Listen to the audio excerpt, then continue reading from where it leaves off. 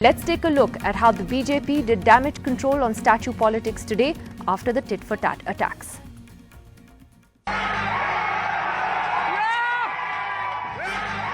First they came for Lenin, then Periyar, and then Syama Prasad Mookerjee. A bust of the BJP icon was damaged in Kolkata this morning, allegedly by Jadavpur University students, part of an ultra-left group. 7 of them have been arrested. And in Meerut, an Ambedkar statue was vandalized on Tuesday night. Only when the district administration put a new statue in its place did Dalit groups call off their protests.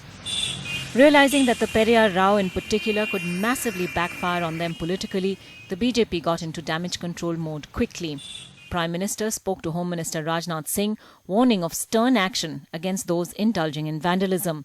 Amit Shah tweeted, "Any person associated with the BJP found to be involved with destroying any statue will face severe action from the party." The Prime Minister and Amit Shah's statements have silenced those BJP or right-wing voices that were quick to justify the toppling of the Lenin statue in Tripura on Tuesday. From this tweet by Madhav, which he later deleted, to the Tripura Governor's initial justification for the act, to this statement by the junior Home Minister. विदेशी विचारधारा से हमारे देश की जरूरत नहीं है। पंडित दीनदयाल जी के विचार यहाँ आएंगे, सावरकर जी के विचार हम स्वीकार करेंगे, नेताजी सुभाष चंद्र बोस को हम स्वीकार करते हैं। हम किसी का नाम नहीं लेंगे। हमें विदेशी विचारधारा इस देश में नहीं होना है। However, the BJP in Bengal clearly didn't get the memo. ये हमेशा देशद्रोही है, यहाँ के महबूबों से यानी परंपरा के विरोधी है। हम इसका पूरा जवाब देने के लिए तैयार हैं। The statue controversy reverberated in Parliament today, where there were repeated disruptions. It's mad whoever does it, whether it is Tamil Nadu, whether it is West Bengal, whether it is Tripura. Next, they will start breaking the statues of Swami Vivekananda and Netaji Subhash Chandra Bose and Mahatma Gandhi. It's an absolute shame. When Lenin's statue was demolished in Bologna, Tripura, some may have thought it was a one-off incident in remote part of the country, but that demolition has triggered an unprecedented tit-for-tat battle against statues across the country, forcing the Prime Minister himself to step in and issue a stern warning that this kind of violence and vandalism will not be tolerated. The question, of course, is his message, loud and clear message, being heard by people on the ground. With bureau reports from across the country, this is Monideepa Banerjee in Kolkata for NDTV. And I spoke earlier this evening to historian Ramachandra Guha on this entire controversy. Ramachandra Guha, we've seen this war over statues play out in the most ugly way over the last 48 hours. What sort of precedent do you think that this sets in our polity? No matter how much you disagree with an ideology, is there a danger that this will become normalized? In fact, no matter what the Prime Minister has said today as well. Well, I think I'm glad that the Prime Minister has spoken, even if belatedly, because the first reactions from the BJP after their victory in Tripura were graceless, and particularly disturbing was the tweet of the governor. I saw him on your show yesterday and he tried to finesse and be very dialectical about it, but his tweet was absolutely uncalled for. You know, as you know, I don't admire Lenin at all, but once a statue is there, I think to vandalize it, perhaps to vandalize people, offices, I think was absolutely appalling. And it's arguable that the BJP acted only when out of an excess of zeal they carried that out further in Tamil Nadu, and Periyar statue was also attacked. So any form of vandalism, whether left-wing, right-wing, centrism is absolutely abhorrent. Well, about the Lenin statue specifically, you had an interesting take on Twitter today where you said that while you condemn vandalism, as you have just now as well, that the eulogies of Lenin are disingenuous. Let's talk about that just a little bit. Explain. Well, Lenin was a dictator, a tyrant. He killed, suppressed, executed his rivals. He was the most savage suppressor of intellectual freedom. He paved the way for a one-party state. Without Lenin, there would have been no Stalin. Without Lenin, there would have been no Mao. Without Lenin, there would have been no Fidel Castro. So, these are facts of history, which are very well documented. And I think in a democracy, one should understand that. The other thing, of course, is this extraordinary veneration of foreign leaders. Just for argument's sake, if there had been statues of Bhagat Singh, who was an Indian Marxist, all over Tripura, I'm putting it out as a counterfactual. Would they have been vandalized? So I think there are two things here. One is not just that Lenin is a foreigner, alien and to the politics of this country. He was an authoritarian whose politics was anathema to any sensible Democrat. There have been some spin put on by left-wing writers on now already. For example, I saw an article about Lenin and the Communist Party of India and his role in encouraging M.N. Roy. Now, that article forgot to mention that M.N. Roy decisively and totally repudiated both Lenin and Leninism. Right. And if Bhagat Singh had lived long enough to know the horrors of the camps and the Gulag, he would have repudiated Lenin too. So these are very important facts to place on record. Well, taking off from what you just said, do you believe then that historically the left has been intolerant towards recognizing historical figures other than Marx, Engels, Stalin and Lenin? Is that one of their big problems? I think not so much intolerant, Didi, as narrow-minded and plain stupid. Because they mechanically took from the West. They were slaves of British communists, Soviet communists, Chinese communists, Cuban communists, Vietnamese communists. Unlike, for example, Mao, who tried to make communism Chinese, or Ho Chi Minh, who married communism to Vietnamese nationalism. So even if you look at other communist leaders across the world, the Indian communists were particularly stupid and slavish in their ideology. And I think they are paying for that. And we are paying for it. Well, after what happened with the Lenin statue, we of course saw that statue of Periyar that was vandalized of Syama Prasad Mookerjee as well. And the BJP was quick to get into damage control over that. Do you think that was because the Periyar statue issue in particular has the potential to seriously backfire politically on the BJP? Absolutely. See, Periyar was a great Indian radical. Of course, there are aspects of his thought that you could disagree with. I, for example, find his language sometimes excessively personal and vituperative. But he was a pioneer of caste and gender equality and a figure of great renown and reputation in the Tamil country. Now, it so happens that there is a Brahminical edge to the BJP in Tamil Nadu. Some of their prominent ideologues are and were Brahminical, and they couldn't stomach Periyar's hatred for Brahmins, which was sometimes expressed in, as I said, rather intemperate language. But it's this, the inherent Brahminism of the BJP in Tamil Nadu, or of some of its leaders, that was manifesting itself in those attacks on Periyar, first attacks on social media, and then, of course, a deeply unfortunate attack on his statue. And that's why they reacted. If it had just been Lenin, maybe vandalism was fine. All right, Ram Guha, always great to talk to you. Thanks very much for joining us on Left, Right and Centre tonight. And let's open up this discussion to our panelists this evening. We have Professor Mridula Mukherjee, Professor of Modern History at JNU, joining us tonight. Raghav Avasthi, who is an RSS thinker and a lawyer, who's joining us here in the studio. Khushbu Sundar, spokesperson of the Congress Party. Also with us, Sarvanan, spokesperson of the DMK, and Saradindu Mukherjee of the ICHR, also joining us on the program tonight.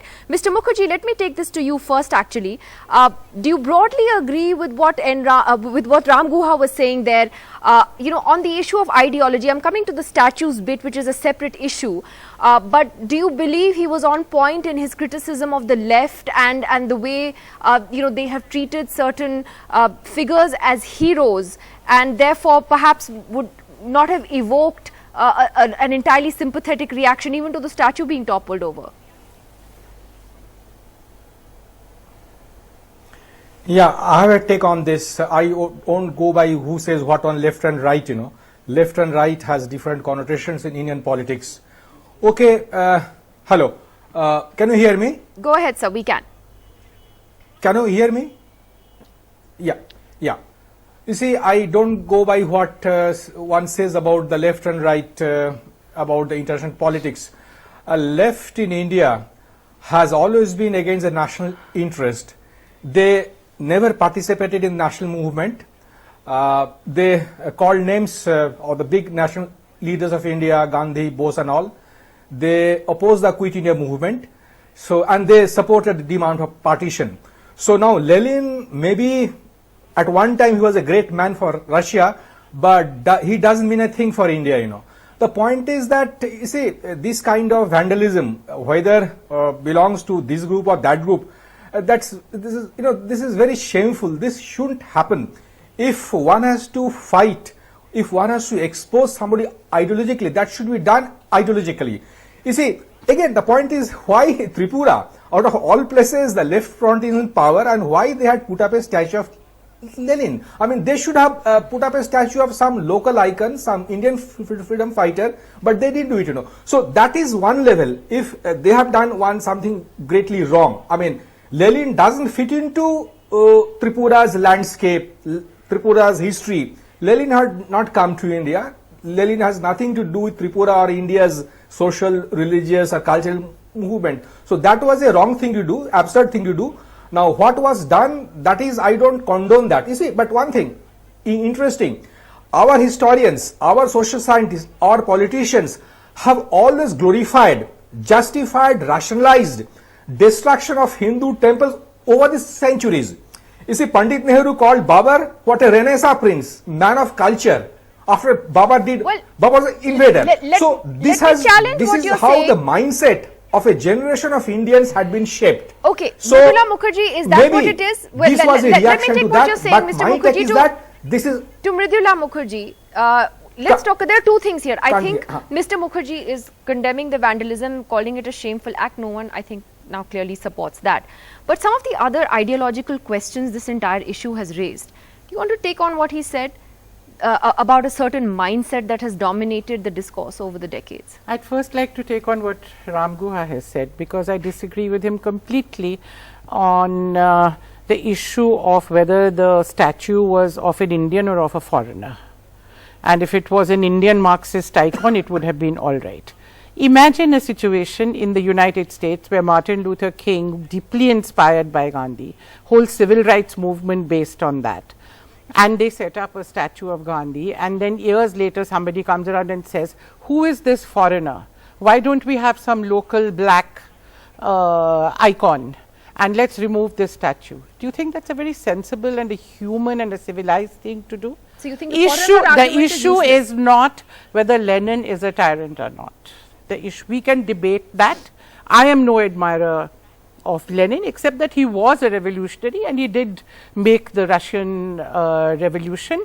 And if Ram Guha thinks Mao was a very great revolutionary because he broke with the communist, the Western communist tradition or the Soviet communist tradition, and he's denigrating all Indian communists by saying they were slavish, that's not true. There were people like P.C. Joshi and many others who charted their own path in India also, but I don't want to enter that debate. But I think this simplistic notion of foreigner versus Indian does not suit the Indian ethos. We have a very broad notion of what is Indian nationalism, and our nationalism, as Gandhiji said, keep all the doors and windows, he said, open, let all the fresh breezes come in, don't lose your moorings. And I think this is ridiculous, the argument being made that this was a foreigner or not a foreigner. See where it's gone. Periyar was a foreigner? No. So but he's been attacked. I want to therefore I don't understand. And I'm sorry that Ram Guha has made this kind of argument and in some way lending justification to what has happened by bringing in an issue of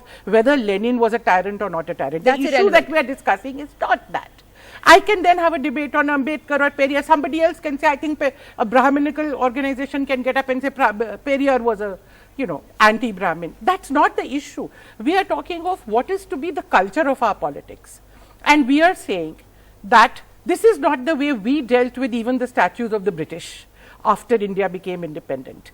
We have removed them. We have removed them through consensus, through discussion, through legal decisions. Not by toppling including them over. The statue of King George at the India Gate, where there was a long debate over what should happen. Should it be removed? What should replace it? There was a suggestion that Mahatma Gandhi's statue, ultimately it was decided it should not be. That's the way to go about. Change must come. But change does not come by people collecting at the roadsides and toppling over statues. Because this becomes a habit. Let me just take the point about Periyar and let me take that to Mr. N. Ram, who's joining us as well tonight. Before I take this to the politicians there from Chennai. Mr. Ram, how much do you think the BJP has got politically damaged as a result of this comment on, that Periyar statues would be next and then the vandalization of the statue? How much damage has it done? I think there's a direct relation between BJP National Secretary H. Raja's inflammatory statement and what happened. and it's thuggish. He has to be prosecuted for it. He came out with a defense which nobody believes, that, and so on. But it's outrageous. Periyar was a great social reformer, and he brought about a huge change in Tamil Nadu, not just politics but society.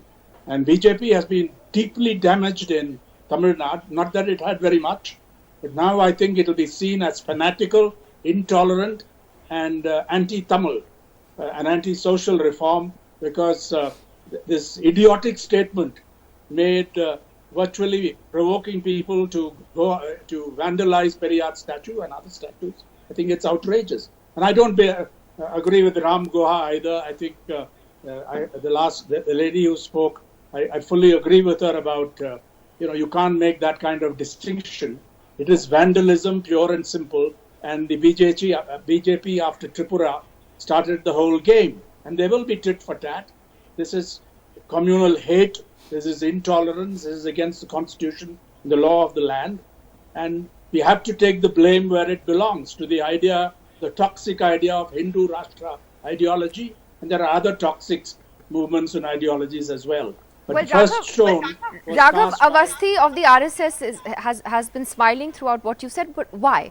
Isn't it true that the BJP's condemnation of this, even from the Prime Minister and Amit Shah, actually happened as a result of realizing that what had happened in Tamil Nadu was a big self-goal? But Nidhi, I think this is a connection this is a causal connection that you are drawing. And if I examine the facts of what has happened, I don't think this causal connection makes sense. That's one. And the second point is, I think somewhere what we are missing is that law and order is obviously a state subject, and we should be asking questions of the state government. I don't understand why these questions should be asked of the BJP. And as far as Mr. Ram is concerned, I think he tends to indulge in wishful thinking every now and then about how the BJP's political prospects are going downhill. And so I think his comments don't warrant much of a response. Having said that, when the Prime Minister's condemnation is unequivocal and you have then I think we should be asking questions of the state governments, like I said. But is it unequivocal? And the reason I asked that is because it was first given to the media as sources say the Prime Minister has condemned this. And then it was put on the BJP's site, saying that the Prime Minister has condemned this. Why can't the Prime Minister speak on this? My sense is that, no, it's not just my sense. I think I remember reading a tweet by Mr. Amit Shah, who is the president of the party. His tweet was very strong. His tweet was very strong, and he very clearly said that if any BJP worker is found to have indulged in an act like this, then action would be taken against them. So I think the reaction is quite unequivocal. I don't understand why, if Mr. Ram feels that it is going to damage the BJP politically, not just in Tamil Nadu, but the rest of the... You don't think it was a mistake? What was the mistake? Periyar, that statement on Periyar was a big mistake. Yes, Mr. Raja's statement. Frankly, this is not the party's official position. The party's official position is that there should be no vandalism. But it's hurt the party. There are crores of members of the party. I don't think it has hurt the party. Before every major election or after every 6 months, we are told that the BJP is now going to lose the next election. The Modi wave is receding. But then the results come in and the results are there for all to see. Well, I didn't link it to the Modi wave, but Khushbu had a point to make. Khushbu, go ahead. No, I would like to remind the RSS supporter and tell him that it's a state issue. Let me remind you that the statement by Mr. H. Raja, who happens to be the BJP state secretary. So it is not about the state of Tamil Nadu. It is your secretary, the BJP state secretary, who made a statement about Periyar. He said it's Lenin today, tomorrow it's going to be Periyar in Tamil Nadu. These were the statements, and people of India are not fools to buy a comment saying that it was the admin who made a mistake. Please, just respect the sensibilities of the people of this country. They are not fools here watching the joker going on, making jokes and say that, okay, let it go in the past. And as far as the BJP chief, Mr. Amit Shah, making statements, he very clearly said that no action will be taken against H. Raja. So what kind of what is it that you are telling the people of this country, that you say the Prime Minister has condemned it, but he will not speak. He will maintain his Maun Vrat. He will speak only when he decides to speak in his Man Ki Baat, but he will not comment on these kind of vandalisms and hooliganism, and he is not going to say a word. Yet you say that you're not going to take an action against H. Raja, and you say that it's a state affair, and you distance yourself that it was his personal comment. Come on, have the guts, have the spine to take him off the position and the party. Expel him. Why expel the people who vandalized this statue? Vandalized the person who actually started the problem. Why you don't have the spine to do that? Mr. Awasthi, would you agree that there should then be action taken at the very least against the person who did this? The action should be taken against those who vandalized the statue, but the action cannot be taken by Amit Shah, because last I checked, he was not the Chief Minister or Home Minister of Tamil Nadu. No, what about Mr. Raja? What about action against him? No, but I think he has made it. He has. No, wait, he has. Wait, let me. You'll have to complete. You'll have to let me complete, ma'am. You'll have to let me complete. What I am saying is that if at all his explanation is found to be unsatisfactory, action would be taken against them. He has distanced himself from the post, as Ms. Sundar was rightly pointing out. You really believe that? Some admin posted it by mistake?